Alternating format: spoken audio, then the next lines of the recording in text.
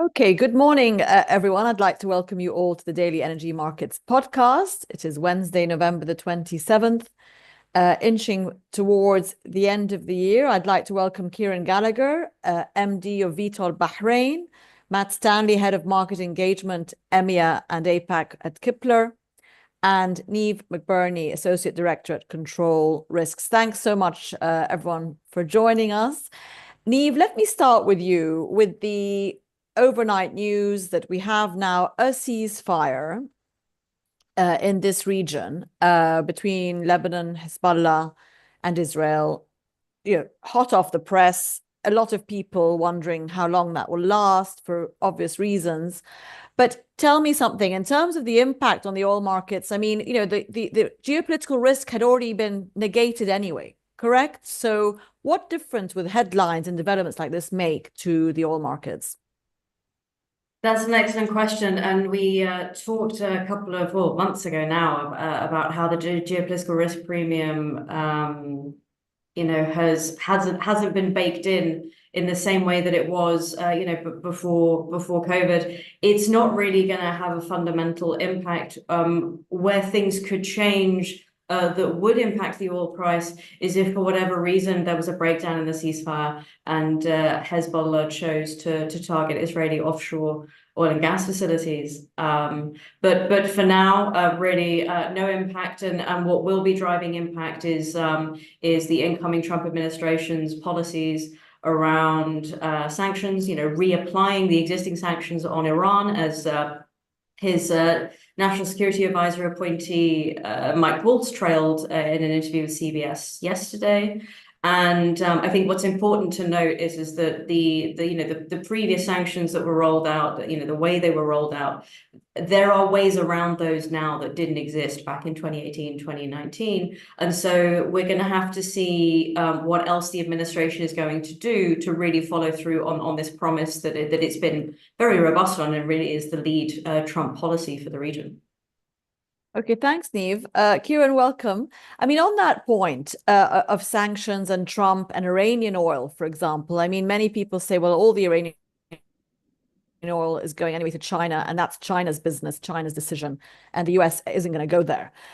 Do you see that we might have a change in the sort of sanction policy? We might have a policy change, but impact on the water with a new Trump administration. What's the market expecting on that front? Yes, good morning. I think, well, the price says the market expectation isn't a huge change on that front, or certainly, despite what the attempts of the Trump administration be, it's not pricing in a massive dislocation of flows. I think some of what we have seen in terms of following some of those flows moving east.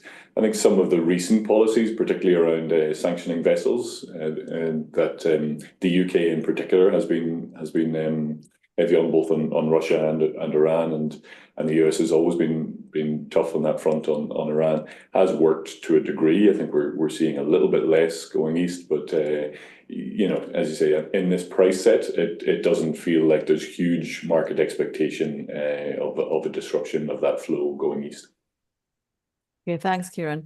Matt, good morning. Good to see you again. I mean, on that subject of sort of sanctioned vessels, eastward flows to China, to India, there's a bulletin headline today saying India's taking less Russian oil. That's probably just a price thing in comparison to other options it might have. But on the water, from a sort of shipping direction, sentiment, flow point of view, are you expecting in Q1 next year to see a big difference as a result of geopolitical sanction policy? Or, we've adjusted, haven't we, the last 2-3 years to everything that the politicians might throw our way? Yeah, look, I agree with what Kieran said. It's sanctions that are in place have been in place. Enforcement is what's been key, and they've really tightened that enforcement over the last year or so. I think that we'll see a lot more flow coming out of the US. I just think the bureaucratic hurdles will be kicked down by the new energy secretary, the CEO of Liberty Energy. When Trump made a somewhat surprising, humble victory speech in Florida when he won the election a couple of weeks ago, the second thing that he mentioned was about liquid gold. I think that will be China. you will see in especially Atlantic Basin crudes, you will see the US becoming a lot more competitive. You know, you take the new refineries that are cropping up, Dangote especially. You know, they were after some US crude this week. They didn't award it, but I think that the US will become a lot more competitive in that space. Now, whether Iran are in that wheelhouse, possibly, but I think that policy will be driven about volumes of US exports rather than a sort of directive about stricter enforcement of sanctions, to be honest. Okay, thanks, Matt. Niamh, another thing that Trump is planning, and obviously daily headlines on his tariff policy, tariffs against China, Canada, Mexico. We have a story again up there saying oil will not be exempt from that either in terms of tariffs on Canadian oil, even things coming out of the Gulf of Mexico. Is that, would you say that is going to be, if he implements it, very inflationary? Is that sort of perhaps the hope for oil producers, in the sense that that's what's going to support prices rather than any withdrawal of supply, let's say, from OPEC's side? Again, how much is do you think are oil market fundamentals paying attention to what Trump's tariff policy might produce? I mean, to the point on inflation, yeah, there's absolutely that risk, particularly if it ends up being 25% for Canadian oil imports, sizable chunk, 10 times what Saudi Arabia exports to the US. So a sizable chunk of US demand there.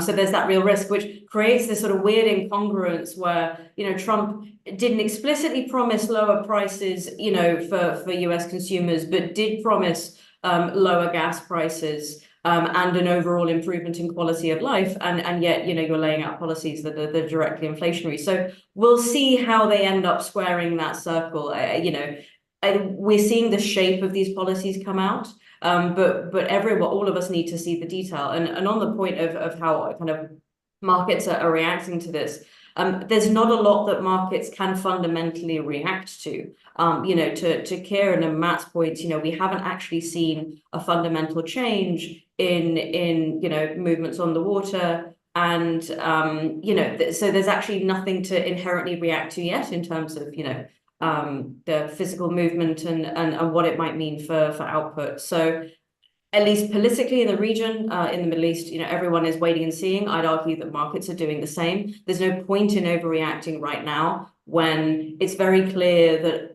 implementing these policies is going to be really quite challenging. And that's predicated on a number of different things, including, for example, certain people being approved, whether Pete Hegseth is approved as Defense Secretary, and a couple of others who are slightly questionable. We could be in for a real ride when it comes to political appointments, not just in the spring, but through the first half of next year. So it seems to me that the market is just sort of slightly, taking a cautious approach and watching and waiting. Okay, yeah, and I suppose we've got a couple of months of that pause, at least till Trump takes over, and also you've got the Christmas season, etc. So the usual end of year, perhaps quiet. Kieran, let's talk a bit about fundamentals, because again, gasoline, US gasoline or gas prices, as they call it, are quite low at the moment. We've seen talk of China gasoline demand peaking. Those sort of fundamentals around that product seem to be quite bearish. The whole market's looking pretty bearish, isn't it, in that sense? And OPEC Plus are meeting in a few days to decide whether to roll forward again this plan to bring back volumes. What would you say they have to do to keep prices where they are? I think there's largely an expectation that those cuts will be rolled. I think the question perhaps hanging over the market this week is whether that's going to be a 1 month roll or a 1 quarter roll.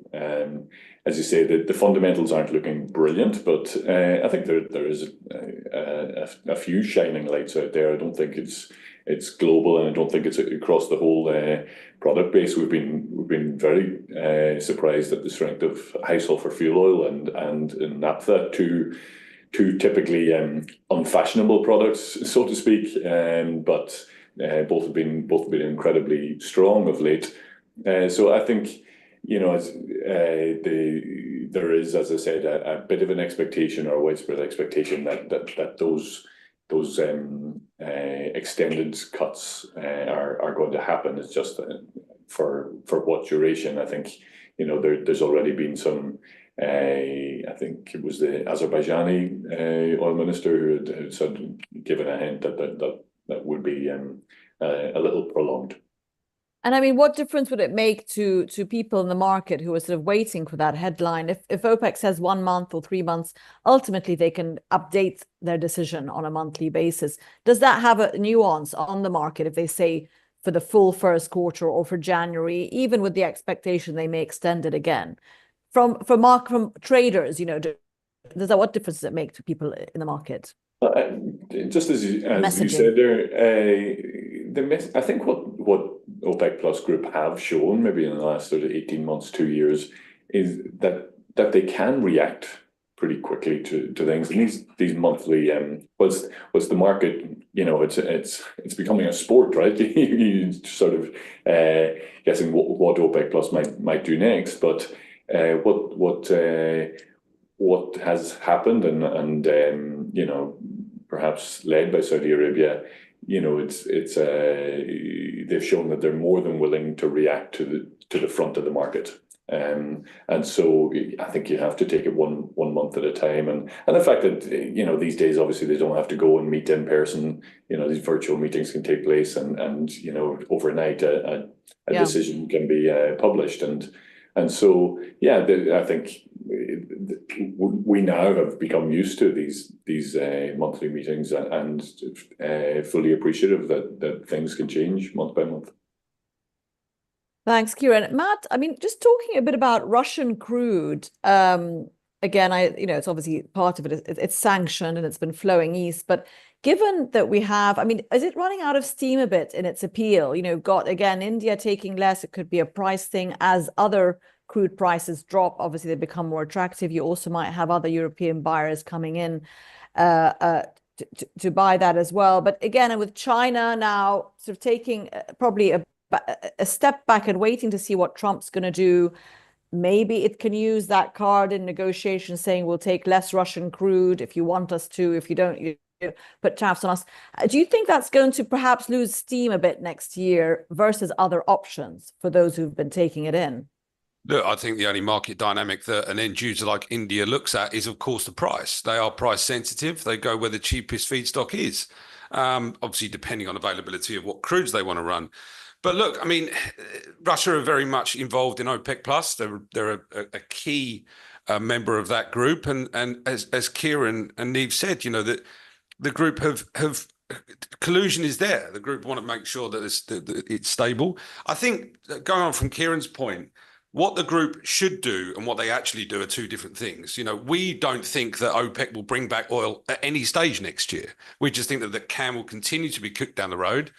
The market is way too sensitive. And if there is an issue within the group politically, as there was a couple of years ago between the Saudi and the UAE especially, it's a quota thing. A new production quota is coming from Jan 1st. So there's a different discussion point there. But the market, at the moment, the market is very sensitive to that. I'd argue with risk premium priced out of the market, whatever that essentially means. I mean, that's probably another discussion. The market is very much now focused front and center on what OPEC do and what Chinese demand looks like.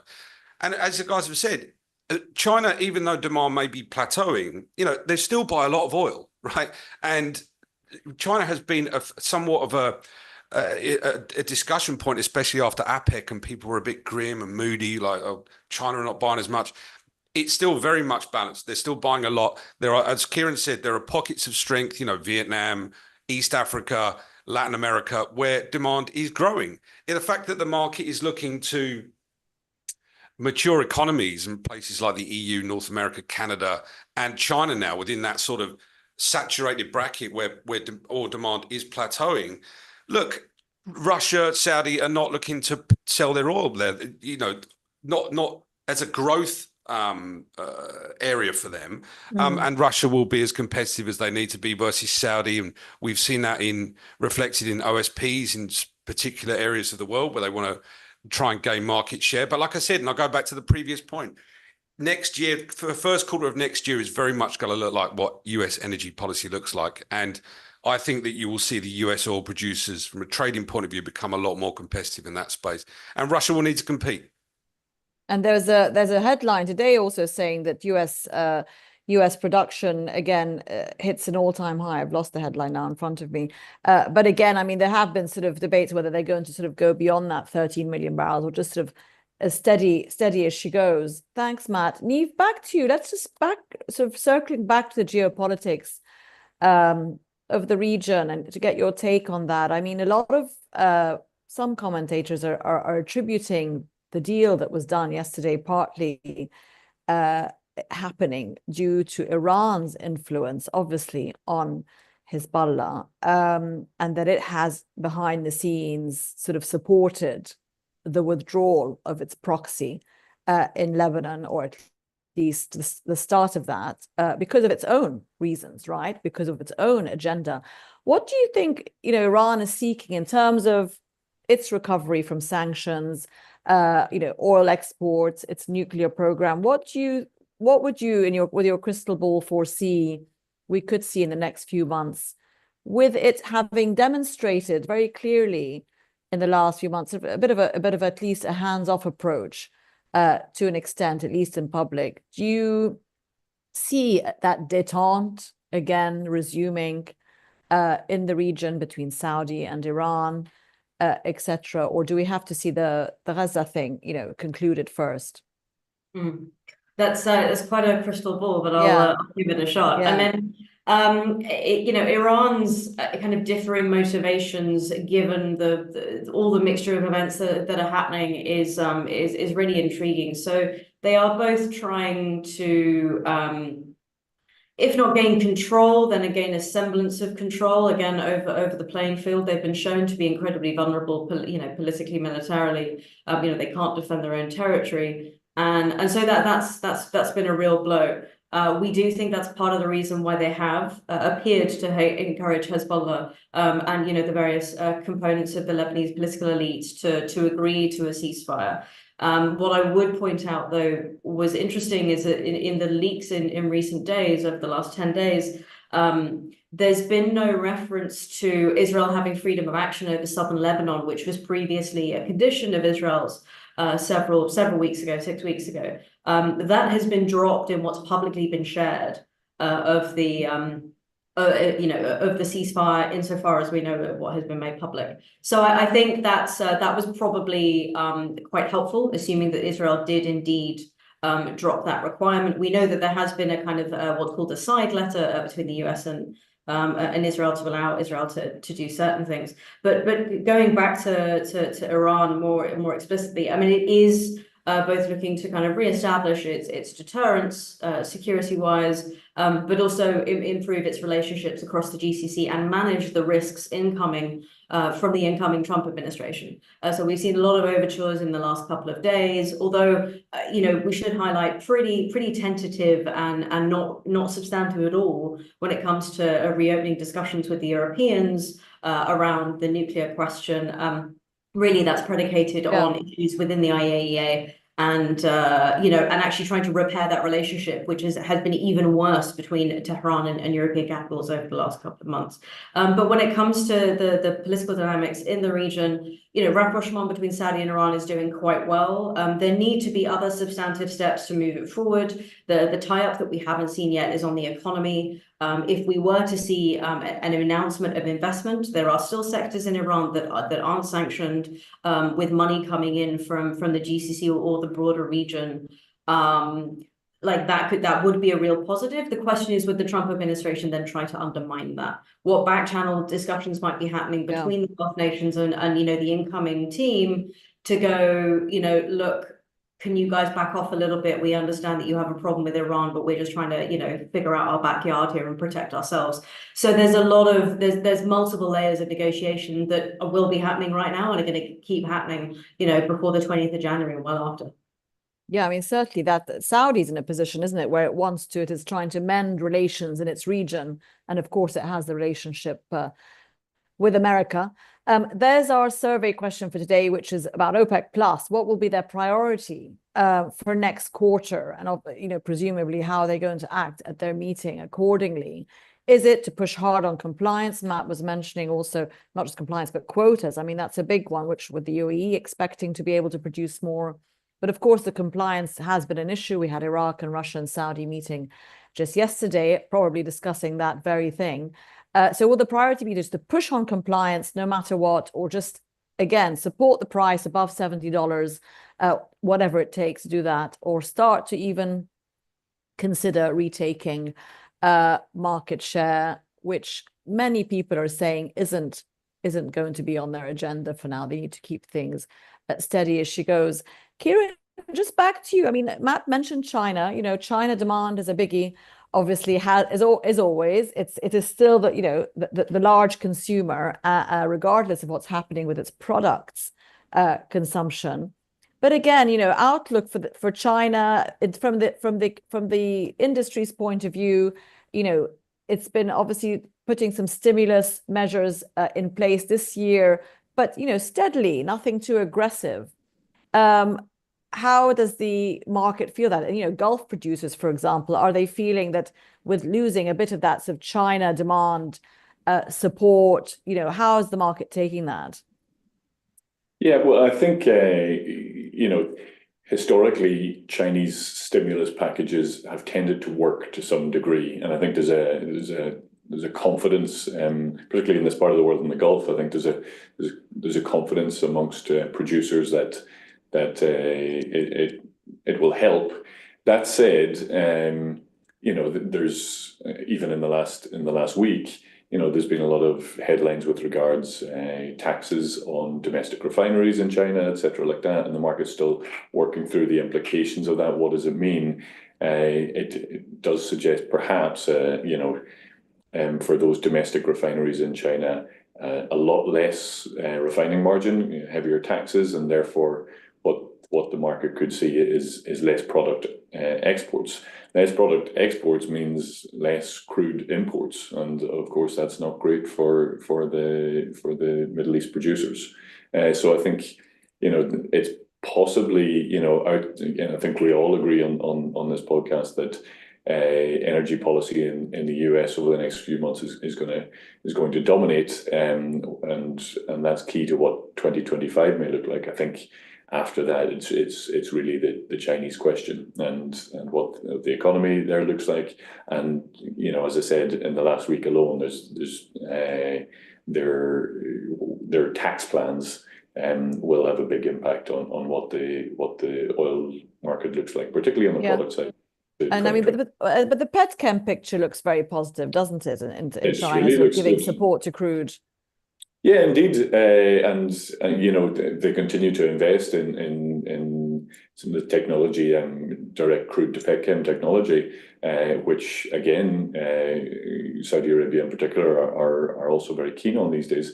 And you know, I mentioned earlier the strength in naphtha. That's obviously linked to the petchem sector, but that is indeed a shining light at the moment, that petchem sector in China. Okay, thanks, Kieran.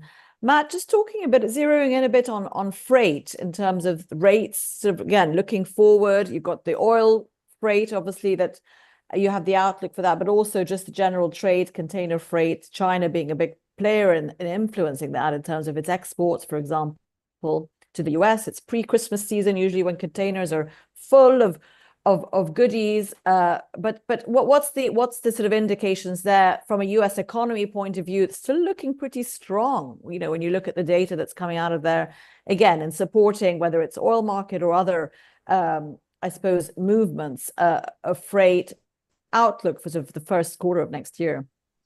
Yeah, look, I mean, Matt, right, our freight analyst, he, you know, tankers have had a fairly good year. I mean, if you look at the global container index, you know, that is a chart that beguiles me, because that tripled earlier on this year from, I think, about $2,000 a box, roughly. They take a sort of global view, to about $5,000 a box. And now it's back to where it was 2022 levels. Look, I think, you know, what happened, Russia, Ukraine, tankers went on it absolutely roofed, and it continues to stay there. Earnings are still good.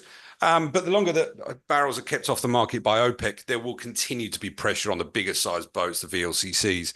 we see that coming down a little bit in terms of earnings. But MRs and the Aframaxes, that those sort of medium range to 90 KT vessels, they're well supported. Gulf Coast demand looks good. Dangote, the refinery there, we've seen a lot more products come out. We've seen about 150 KT of jet in the last month come out. We've seen some gasoline come out, which has mainly stayed in West Africa. But it's all very supportive for the sort of clean side of the freight. Dry bulk, look, dry bulk is doing well. I think that, going on from what the guys have said, China is in second half post APEC, when everyone thought the world was going to end, because China weren't buying as much. China has been remarkably stable and demand has been increasing. So dry bulk is looking okay. Containers a little bit under pressure. That's an inflationary story. I think the market will see what happens when the Fed meet again, if there will be some more cuts next year. Very much container values are very much a proxy for what end user demand looks like. But look, if you're a ship owner in the tanker space, I think the Turkey is extra special this year. Okay, thanks, Matt. Niamh, just to go back to China, talk a bit about sort of, again, geopolitics, but we haven't had a lot of activity in the South China Sea recently. I mean, comparatively speaking, China not rocking the boat. US obviously very concerned about how that all could, move. You've got Trump coming. We don't know what he's going to act like towards China, but clearly from a business perspective, the whole concern about the microchips and Taiwan, etc. Many people saying that everything the US does these days in foreign policy is all to do with keeping its eye on that region, right? Putting that in context, I mean, would you say that we are going to, what are we going to see from a Trump administration? Possibly he's threatened to, roll back the IRA Act, which again makes the US sort of less independent in terms of its manufacturing of these electronics, chips, etc. So again, would you see that that's going to play into Trump policy, and how might China react? We had somebody yesterday, and we have the interview coming up today, that all China's been doing, it's been supporting its economy a bit, but it's keeping a bit of cash in the bank, preparing for this aggressive tariff policy. So again, your outlook for US-China relations as we go forward.